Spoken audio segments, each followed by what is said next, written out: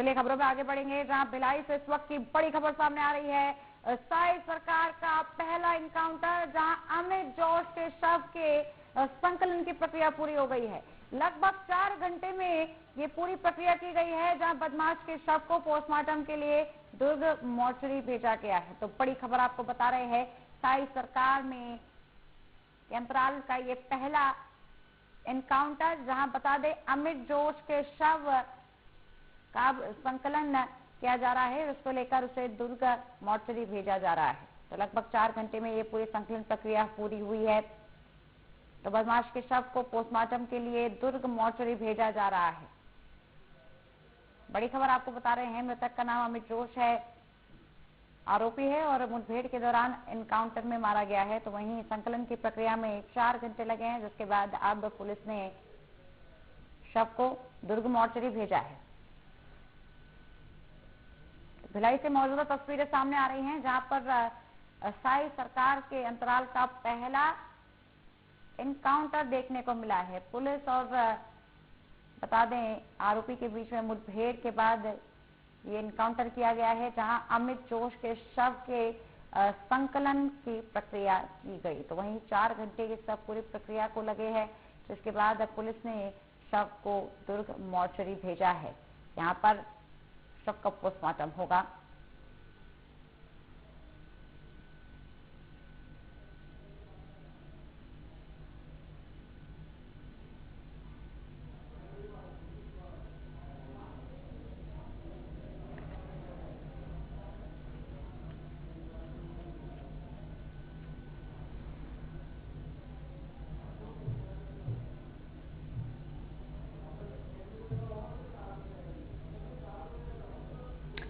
तस्वीरें देखिए, यहाँ पर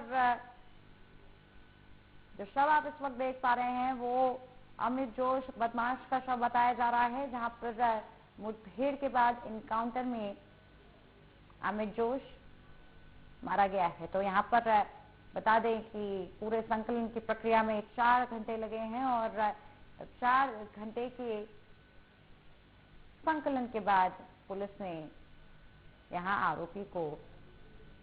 आरोपी के शव को दुर्ग मोर्चरी भेजा है। तो भिलाई से मौजूदा तस्वीरें सामने आ रही है, जहां साई सरकार का पहला एनकाउंटर आप देख सकते हैं।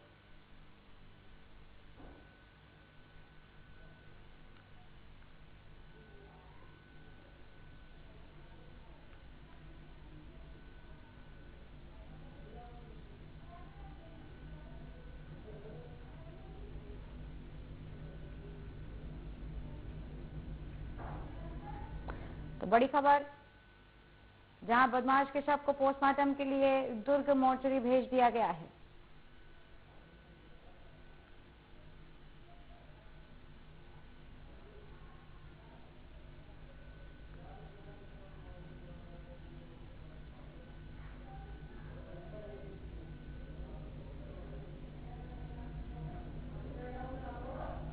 तो आपको बता दें, ये पहला इनकाउंटर साई सरकार के अंतराल में, जहां आपको बता दें कि छत्तीसगढ़ में इससे पहले सुरक्षा बल के जवानों ने नक्सलियों के खिलाफ कार्रवाई की थी, लेकिन इस तरह का एनकाउंटर पहली बार देखा गया है।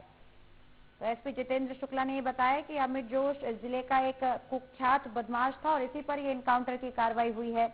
और वो किसी पर भी चाकू, छुरी और गन से हमला कर देता था, जो पुराने मामले इस आरोपी के खिलाफ दर्ज है। और इसी पर बता दें कि वारदात को अंजाम देने के बाद आरोपी फरार था। तो लंबे समय से पुलिस आरोपी की तलाश कर रही थी, जहां पुलिस ने उसकी तलाश में कई जगह छापेमारी भी की थी। और बता दें कि इसके बाद यहां पर बड़ी कार्रवाई की गई है।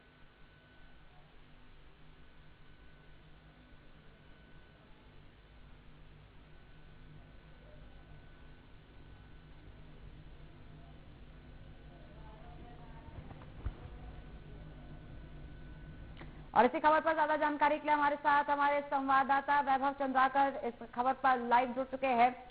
वैभव, यहाँ पर जो मामला सामने आ रहा है वो काफी ध्यान देने वाला भी, क्योंकि साई सरकार का ये पहला इनकाउंटर बताया जा रहा है और इससे पहले अभी तक नक्सलियों पर कार्रवाई करते हुए सुरक्षा बलों ने कई यहाँ पर चीजें अपनाई, लेकिन अब पहला इनकाउंटर ये बताया जा रहा है जहाँ पर एक्टिव मोड में यहाँ पर नजर आ रही है पुलिस। क्या कुछ इस पूरे मामले में जानकारी?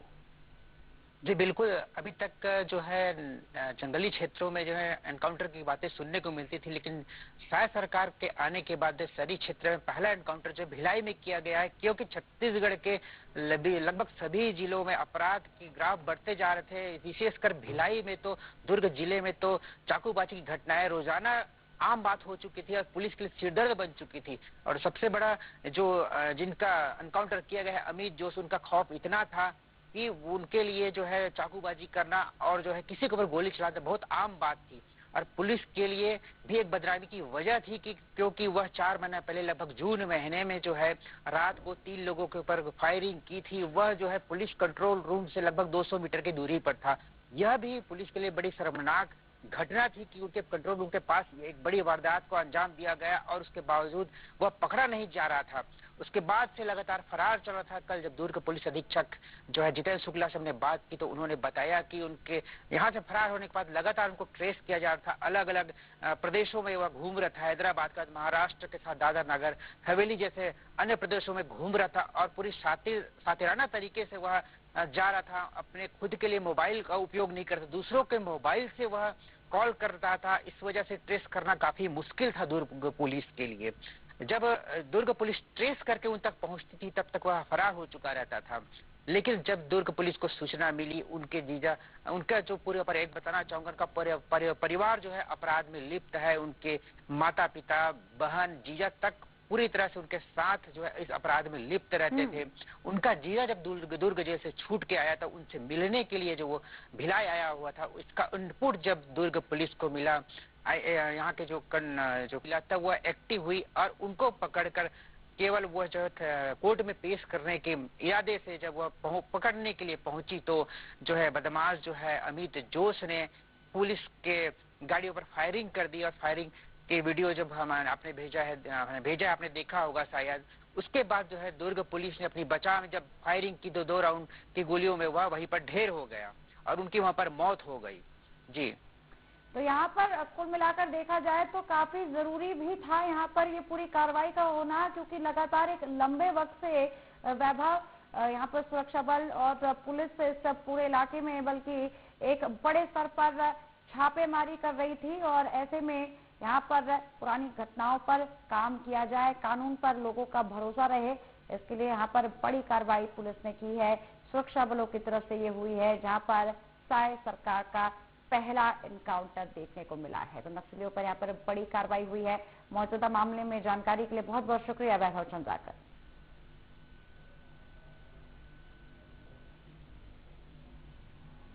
तो बुलेटिन में फिलहाल इतना ही। बाकी खबरों के लिए हमारे साथ बने रहिए। मुझे दीजिए इजाजत। देखते रहिए इंडिया न्यूज मध्य प्रदेश छत्तीसगढ़। नमस्कार।